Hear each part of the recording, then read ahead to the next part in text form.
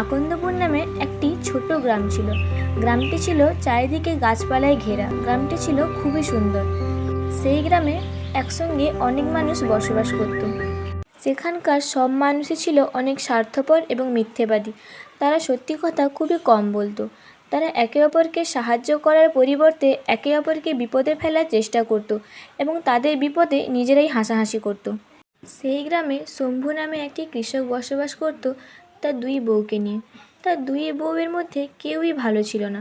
তারা সারাদিনই একে অপরের সঙ্গে ঝগড়া করতে থাকতো এবং একে অপরের নামে অনেক খারাপ কথা বলতো। তারা এমনকি একে অপরের সন্তানদের নামেও বাজে কথা বলতো। কৃষকের দুটি বউয়ের মধ্যে বড় বউয়ের ছিল একটি মেয়ে। সে জন্ম থেকে ছিল বিকলাঙ্গ। তার একটি পা ছিল খোঁড়া। আর ছোট বউয়ের ছিল একজন ছেলে। সে ছিল সুস্থ স্বাভাবিক। বড় বউয়ের মেয়েটি খোঁড়া ছিল বলে ছোট বউ তাকে একটুও ভালোবাসতো না আর তাকে নিয়ে সবসময় খারাপ কথা বলতো এবং তার পা খোঁড়া হওয়ার জন্য তাকে নিয়ে সবসময় হাসাহাসি করতো। আরে তুলি, শোন তো, এইদিকে আয় একবার। যাই ছোট মা। ছোট বউয়ের কথা শুনে তুলি তার দিকে যায়, কিন্তু তুলির পা খোঁড়া হওয়ার কারণে তার যেতে। কি রে, আসতে এত দেরি হচ্ছে যে? তোর কি 18 মাসে বছর হয় নাকি? এই বলে ছোট বউ হাসতে শুরু করে দেয়। ছোট বউয়ের কথা শুনে তুলি মনে মনে অনেক কষ্ট পায় এবং কাঁদতে শুরু করে। তুলির কান্না শুনে বড় বউ খুব রেগে যায় এবং ছোট বউয়ের সঙ্গে ঝগড়া করতে থাকে। তাদের ঝগড়া শুনে বিরক্ত হয়ে শম্ভু তাদের ঝগড়া থামাতে আসে ও বলে, কি হচ্ছে কি এইসব? তোমরা কি ধরেছোটা কি? তোমরা কি আমাকে একটুও শান্তি দিবে না? সারাদিন তোমরা একে অপরের সঙ্গে ঝগড়া করতে থাকো।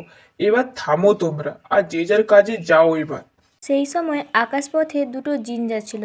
তাদের এই ঝগড়া শুনে একজন জিন তাদের মধ্যে বলে উঠল, আচ্ছা বলতো, এই গ্রামের লোকেরা কি একটু শান্তি থাকতে পারে না? আমি যখনই দেখেছি এরা একে অপরের সঙ্গে ঝগড়া করতে আছে। হ্যাঁ, একদম ঠিক বলেছিস তুই।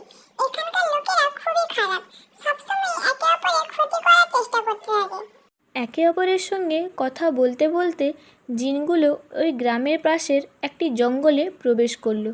তারা বনের মধ্যে ঘুরতে ঘুরতে প্রথম জিন বলল, হ্যাঁ, নিশ্চয়ই পারি, কিন্তু আমরা এমন কি করলে তারা শিক্ষা পাবে আমি সেটাই বুঝতে পারছি না।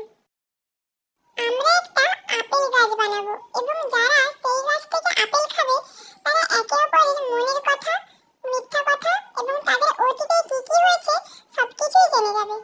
এই কথা বলে তারা বনের মধ্যে আপেল গাছটি তৈরি করে সেখান থেকে চলে যায়। এইভাবে কিছুদিন কেটে যায়। একদিন চাষির বড় বউ ওই বনের মধ্যে রান্নার জন্য কাঠ আনতে গেছিল। যাওয়ার পথে বড় বউ ওই আপেল গাছটিকে দেখে অনেক অবাক হয়ে গেল। এই আপেল গাছটা এখানে এলো কোথায় থেকে হঠাৎ করে? আগে তো ছিল না।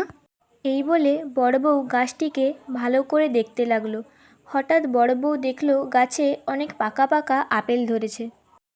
ওমা, গাছে তো কত আপেল হয়েছে, কিন্তু অনেক উপরে হয়েছে, কিভাবে পারবো এগুলোকে আমি? এইসব বলার পর বড় বউ একটি লাঠি খুঁজতে লাগলো। লাঠি পাওয়ার পর সে দু একটা আপেল গাছ থেকে পারলো এবং খেয়ে বলল, কি সুন্দর খেতে! এমন আপেল আমি কোনোদিনও খাইনি আগে। যাই যাই, এবারে বাড়ি যাই, জ্বালানোগুলোকে নিয়ে বাড়িতেও যেতে হবে। এই বলে বড় বউ তার বাড়ির দিকে রওনা দিল। বাড়ি পৌঁছে বড় বউ দেখল যে ছোট বউ তার মেয়ে তুলিকে দুধ খাওয়াচ্ছে। হঠাৎ বড় বউ দেখতে পেল ছোট বউ যে দুধটা তুলিকে খাওয়াচ্ছে সেটা একটু আগেই বিড়াল এঁঠো করে দিয়েছে। কি সর্বনাশী মেয়ে রে বাবা! আমার মেয়েকে তুই এই দুধ খাওয়াচ্ছিস? তবে রে, তোর আজ রক্ষা নেই, দেখ তোর কি করি। এই বলে বড় বউ ছোট বউয়ের হাত থেকে বাটিটা কেড়ে নিল এবং নিচে মাটিতে ফেলে দিল।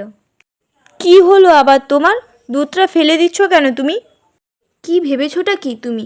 আমি কিছু বুঝতে পারবো না? তুমি আমার মেয়েকে ওই বিড়াল খাওয়া দুধ খাইয়েছো।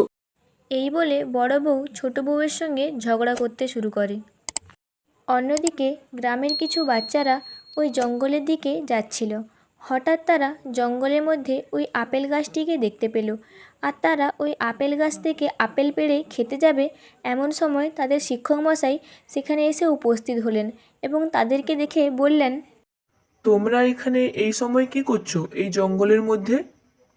স্যার, আমরা তো এখানে আপেল পাড়তে এসেছি, নিন আপনিও একটা আপেল খেয়ে দেখুন। এই বলে তারা তার স্যারকে একটি আপেল খাওয়ার জন্য দিল। আর শিক্ষক সেই আপেল খাওয়া মাত্রই বুঝতে পারলেন যে বাচ্চাগুলো এর আগে কী কী কাণ্ড ঘটিয়েছে। এই সব জানার পরে শিক্ষক অনেক রেগে গিয়ে বললেন, আচ্ছা তাহলে এইসব করছো তোমরা, আজকে তোমাদের বাড়িতে গিয়ে সব কথা জানাবো তোমার মা বাবাদের। এই বলে শিক্ষক সেখান থেকে রেগে চলে গেলেন এবং তিনি সবার বাড়িতে গিয়ে সব কিছু জানালেন। আর শিক্ষকের কথা শুনে ওদের মা বাবা ওদেরকে খুব বকাবকি করতে থাকে। ধীরে ধীরে ওই আপেল গাছের কথা গ্রামের সবাই জেনে যায়। ফলস্বরূপ সবাই একে অপরের মনের কথা জানতে পেরে যায় এবং ছলচাতুরি বুঝতে পারায় ঝগড়াঝাটি আরও বাড়তে থাকে।